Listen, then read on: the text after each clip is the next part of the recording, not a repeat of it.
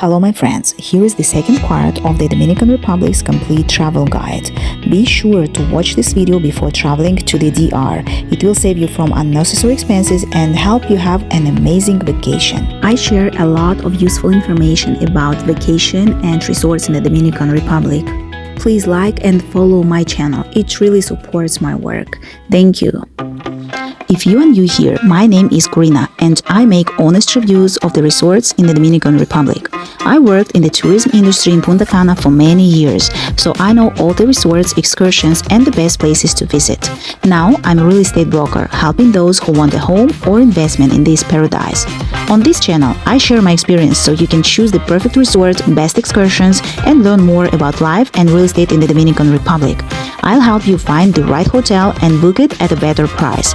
Message me on WhatsApp to get a free consultation. Okay, now let's get back to our guide.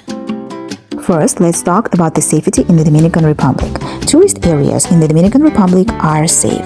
However, it's important to be careful and keep an eye out for what's going on around you. Safety in the hotels. It's actually absolutely safe within the resorts and on their beaches because there is security everywhere. However, caution is advised on deserted beaches or secluded areas. Although attacks and robberies on isolated beaches are extremely rare, it's safer to stay within the resort area. Always store your valuables in a safe or lock them up.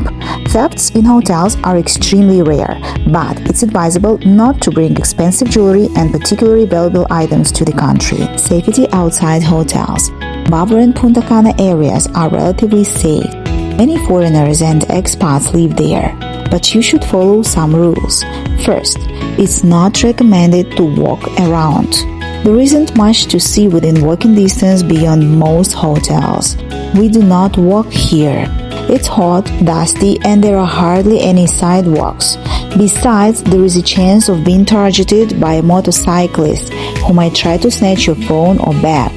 Although this happens very rarely and depends on the location. It's normally safe near supermarkets and tourist spots. Walk inside your resort, jog on the beach, and if you want to go to a store or somewhere else, just take a taxi. Avoid bad neighborhoods, ghettos. In the Dominican Republic, like in any other country, there are good and bad neighborhoods. It's safe in the resorts, residential areas, and districts such as downtown, El Dorado, Los Corrales. However, it's not recommended to travel to areas like Frusa and Verón. I'm talking about Punta Cana areas right now. It wouldn't be accurate to say that these areas are dangerous, Frusa and Verón. In fact, they are mostly calm. However, there is nothing of interest for tourists in these areas, so it's better to avoid them.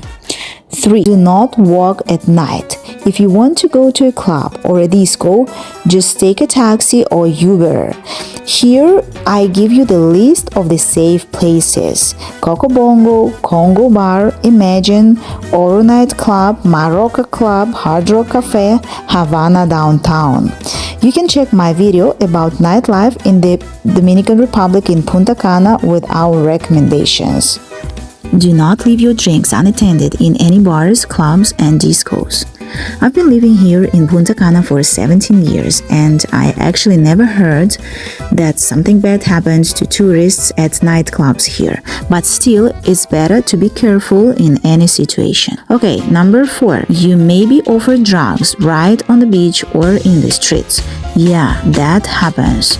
The sale and use of narcotics in the Dominican Republic are criminal offenses and are punishable for up to 15 years in prison. Therefore, we strongly advise against purchasing them under any circumstances. And the rule number 5. If you decide to purchase excursion from non-official representatives outside the hotel, including those on the beach, do not make any advance payments. Insist on paying in the bus upon pick-up. Please keep in mind that we offer high-quality excursions at the best prices. It's absolutely risk-free. You don't have to make any prepayment. We only work with the official tour operators, so it's absolutely safe. Okay, now let's talk about renting a car in the Dominican Republic. When renting a car in the Dominican Republic, choose only trusted rental agencies. If a company requests your passport as a deposit, choose another company. Pay attention to the fact that traffic rules in the Dominican Republic are often loosely followed, and the traffic can be chaotic since many local drivers are unaware of the traffic law. Many roads are not well lit, so it's advisable not to drive long distances at night. We can recommend you a reliable car rental company in Punta Cana. Please message me to my WhatsApp and I'll help you. Couple of words about medical insurance. It's really important to have medical insurance when traveling to the Dominican Republic. For example, all the hospitals in Punta Cana are private and they will not give you any services unless they see your insurance. The closest public hospital is in Higüey and it's like 1 hour driving. The cost of medical expenses here can be very high, almost the same as in the United States. If you need medical assistance, contact the insurance company immediately. They will point you to the address of the medical center they work with. All the resorts have a medical center, but it often does not accept your insurance. They might ask you to pay upfront, assuring you that your insurance will later reimburse the expenses. But this is not always the case. Please clarify all details in advance with your insurance company. Some cases are often not covered by insurance, such as chronic illnesses, allergies, incidents that occur during alcohol and drug intoxication. If you find yourself in a situation where you need to pay at the clinic, you can also negotiate. They might give you good discount prices. Now let's talk about the problem we have here, the seaweed. Seaweed occasionally makes its ways to the shores of the Dominican Republic. While there isn't a specific season, it's more common from May to September. The seaweed influx can persist for days or even weeks. It accumulates along the coast. Although the seaweed doesn't harm people, it doesn't exactly make the beach look nice and might not smell great. Nearly all resorts take proactive measures to keep their beaches clear. Hotel staff manually remove seaweed each morning. In more severe cases, specialized equipment is deployed.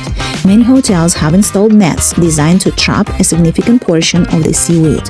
If you're in the Dominican Republic during the seaweed season, consider swimming in the morning. The ocean is typically cleaner.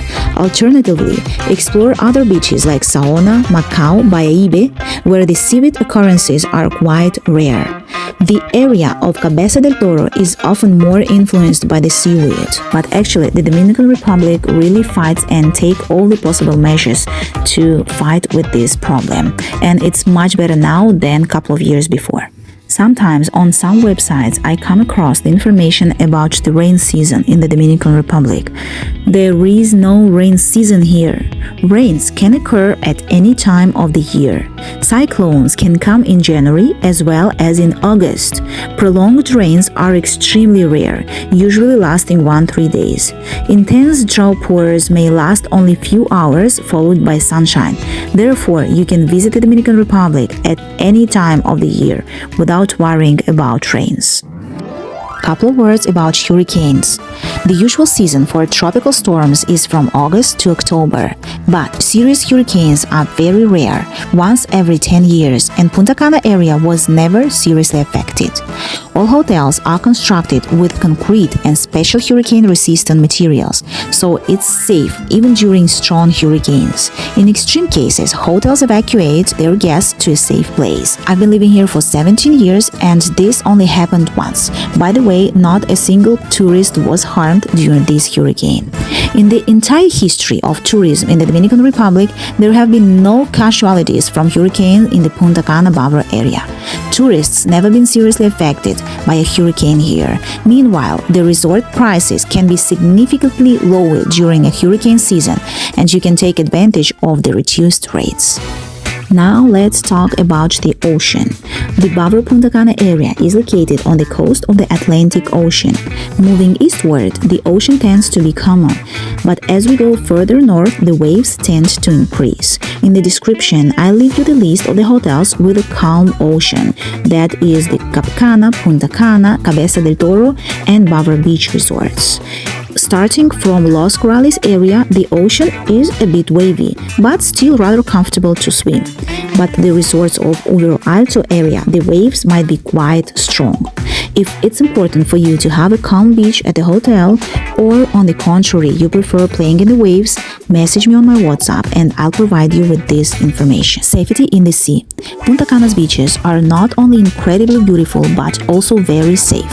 It's considered that Power Beach is located on the coast of the Atlantic Ocean, while Bahia and La Romana are on the Caribbean Sea. A coral reef runs alongside Punta Cana Beach, providing protection from big waves along the entire coast. The water is easy to get into with smooth sandy bottoms everywhere.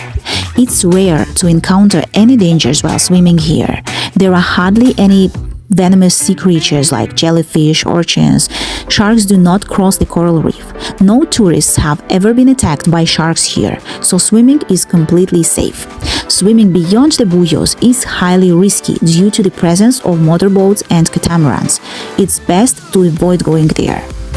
The Dominican Republic does not have dangerous animals either. We do not have venomous snakes or spiders. Yes, there are mosquitoes in the evenings, but all the resorts carry out fumigation every day. So as you see, the Dominican Republic is almost a paradise. And we are moving to the end of your trip. So I want to say a couple words about custom regulations upon departure.